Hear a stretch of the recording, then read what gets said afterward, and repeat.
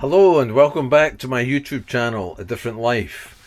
Today I'm going to fit a new feathering 4-blade propeller onto the propeller shaft underneath the boat. My boat's a Moody 47 called Saucer.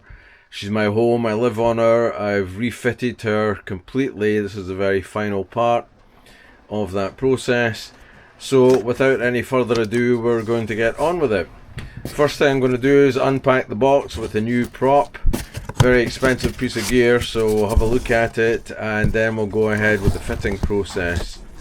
I've already removed the old prop, so when we fit the new prop we'll do a dry fit without the woodruff key to check the taper on the new prop for a fit to the shaft taper.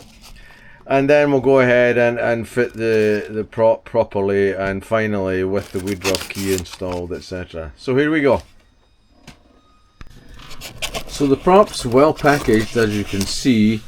I bought it from the manufacturer, who are a company called Darglow Engineering based down in Dorset, and I have to say, while I'm on the subject of Darglow, they were extremely helpful, extremely professional, and a general pleasure to do business with.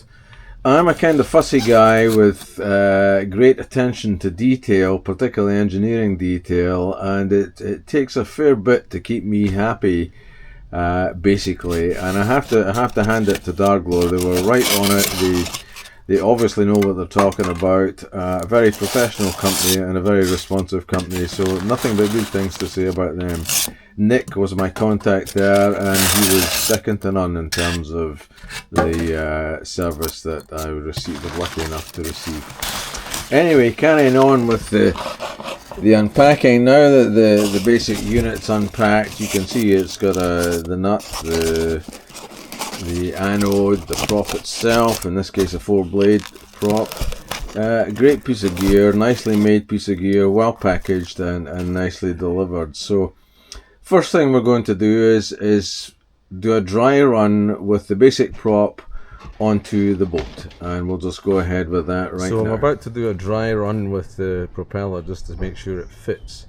I've still to clean all of this up, but right now I'm just going to put the propeller on.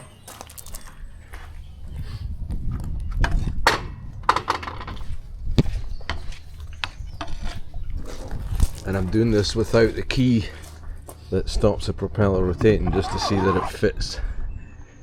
And it fits okay, so that's good news. No movement, so it's not wobbly. So the taper's correct. So now what I'm going to do is put the key in place and see if it fits with the key, because I may have to file this key down if it doesn't fit properly.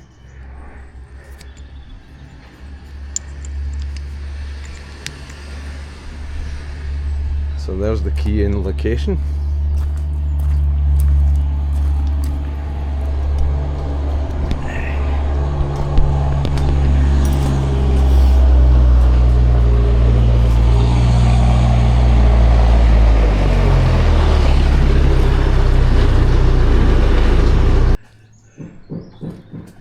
And there's it on with the key, but it's not going all the way in. It should go in about another 15 millimeters where my finger is. So first thing I'm going to have to do is file down the key, because it's obviously the key that's stopping it going in, because it went in okay without the key. So stage one, I've got the prop on without the prop key in order to mark where the prop goes. So that's it all the way in, and I've marked with a pen. You can see it, and that gives me a guideline, which is where the final fit will be.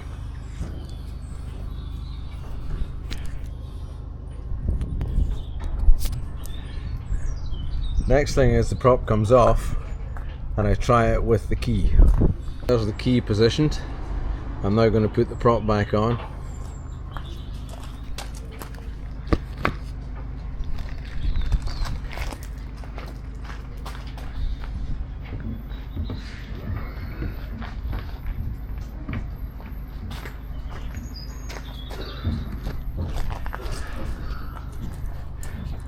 Now the prop's on, you can see with the key it's not coming forward to the mark. There's the mark where my fingertip is, and it's about 10-15 millimeters back from the mark. So what has to happen now is the prop comes off and I file down the key, because it's the key that's stopping the prop from going all the way into its mark.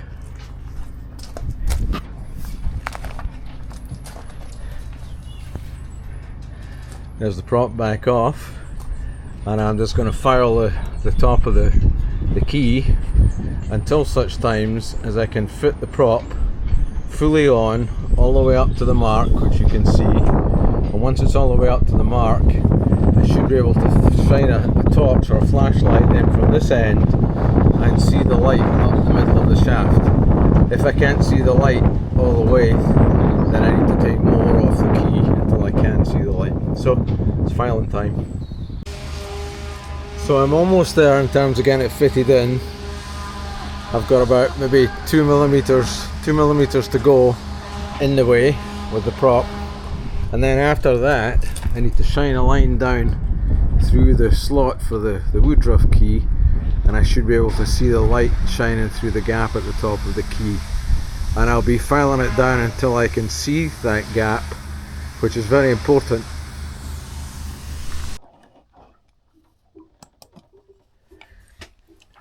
So here's the torch or flash lamp set up to shine some light. I tried filming to get the light through the gap or the slot for the woodruff key, but I just couldn't get it to come out well and clearly on the video. It is super important though. As well, once the propeller is fitted, then I did a trial run with the nut, just to make sure the nut can screw up tight, etc. Took the nut back off and then got ready to fit the 2 washers, which I'll talk about in a second.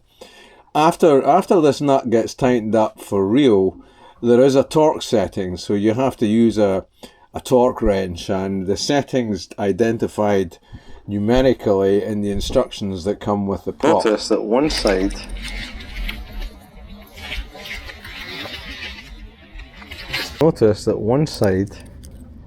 of the washers, I don't know if you can see it very well in the video, has small grooves, and the other side has larger wedge-shaped grooves. These 2 washers get put together with the larger wedge-shaped grooves facing each other. That way they'll interlock. So I've now got the 2 of them facing each other. You can see, and what's going to happen is it's going on here.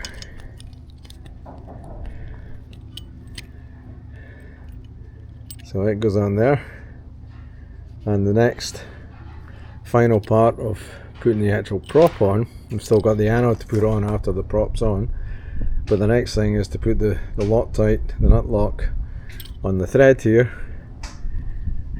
both the thread on the nut and the thread on the shaft, and tighten it up.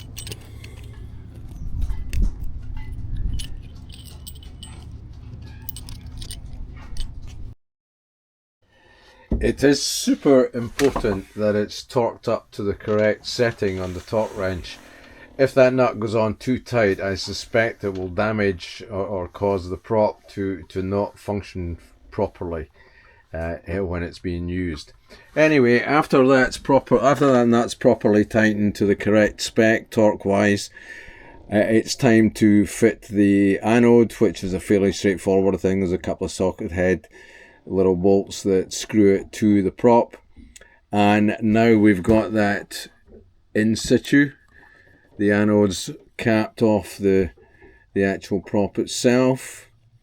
The blades should be easily able to be spun using a single finger on the blade, and you can see I move the blades backwards and forwards just using one finger, and it's an easy thing to do. There's no real force required if the propeller has been fitted properly.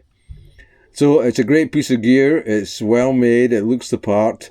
Since the fitting process, I've done sea trials with the boat, and it goes great. It's a very improved situation in reverse, and overall I'm super happy with this prop shaft and prop.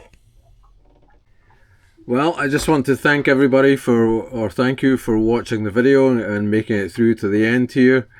Interesting piece of gear, superb. Thanks very much. Click like and subscribe if you feel so inclined.